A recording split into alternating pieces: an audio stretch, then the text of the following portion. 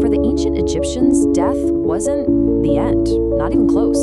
It was actually the start of the biggest journey of all, a super detailed, spiritually charged quest for eternal life.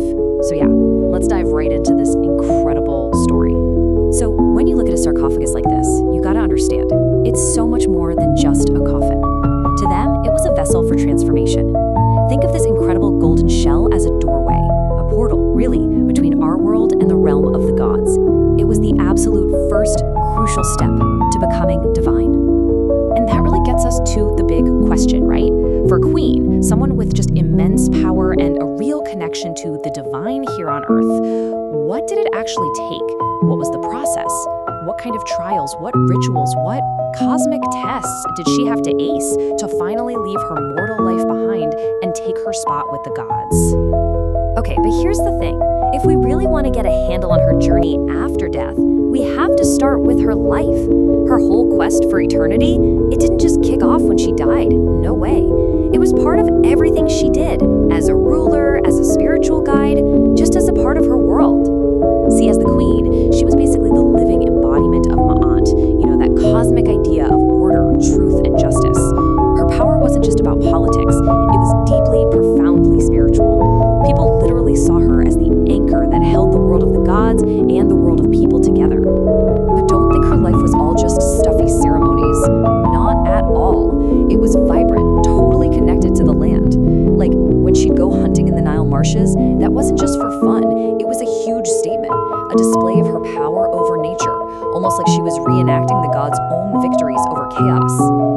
And her connection to her people, that was absolutely vital. She wasn't just locked away in a palace somewhere. No, she'd walk through the markets.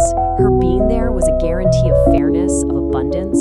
I mean, the whole kingdom's prosperity, that was on her. It was a direct reflection of how she stood with the gods. And then there's this other side to her life, a really intellectual one.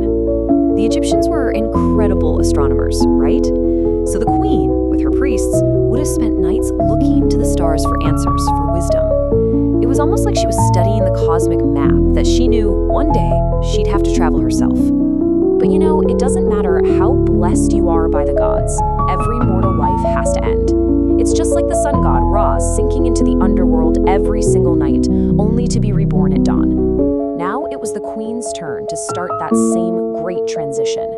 And when she died, it wasn't some quiet, private moment. It was a huge, sacred, public event.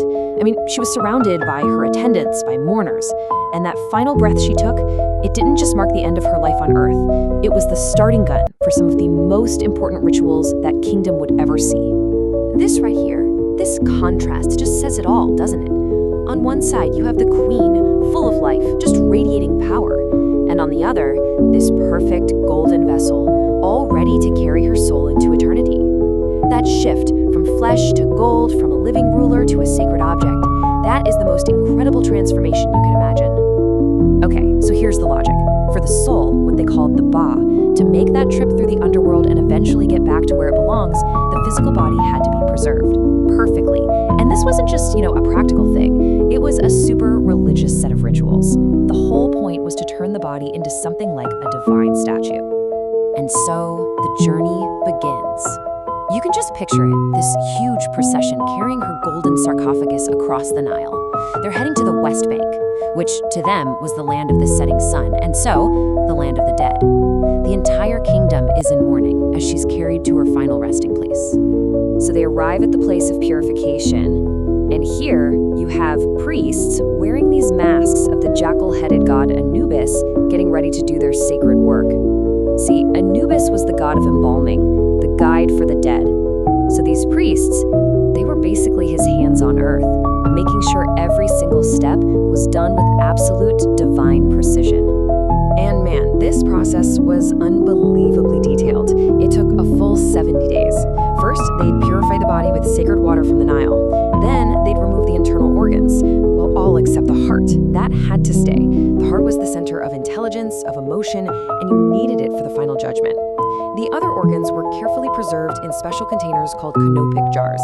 After that, the body was covered in a special salt called natron for 40 days to completely dry it out. And finally, the really careful part, wrapping the body in hundreds of yards of linen, tucking these magical amulets in between the layers for protection on the journey ahead. All right, so the body is perfectly preserved. It's sealed away in the tomb, and now the real journey can begin. This is the soul's odyssey, a voyage into the dark, kind of dangerous underworld they called the Duat. So she's sealed in total darkness, and the spells, all the incantations painted on the walls of the tomb, they start to come alive. You can just imagine this supernatural energy, like a divine spark, starts to flow into the mummy, kicking off the reawakening of the queen's spirit. And then her ba, which is the part of her soul that was all about her unique personality, they usually showed it as a bird with a human head. It actually separates from her body. It's guided by these glowing hieroglyphs from the Book of the Dead, which was basically their sacred map and spell book for the underworld. It had all the magic she was going to need to get through what was coming next. And just like that, she's transformed. She's not just a preserved body anymore.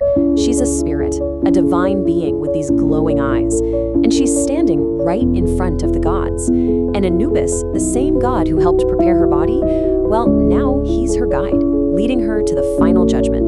So after passing all the tests, and the big one was the weighing of the heart, where her heart was literally weighed on a scale against the feather of truth, she is declared true of voice. She passed. So now she gets to walk the final path, escorted by gods like Horus and Thoth, straight through the gates of paradise. And that's it. The journey is over. The trials are past. The queen has proven she's worthy, and she's finally arrived at her destination. But it's not some, heaven up in the clouds. It's actually something much, much closer to home. This is Aru, the field of reeds. And what's so cool about this, what's so fascinating, is that the Egyptian version of paradise was basically a perfect, idealized version of Egypt. The Nile flows forever, the crops are always amazing, and she gets to be with all her loved ones again. See, the whole point wasn't to escape life. It was to keep on living the absolute best parts of it forever. I mean, think about it. No other civilization in history put so much energy into planning for death. But maybe we've got it all backward. What if all these elaborate tombs, these incredibly detailed rituals, what if they weren't about being afraid of dying? What if it was all the ultimate expression of how much they absolutely, completely loved being alive?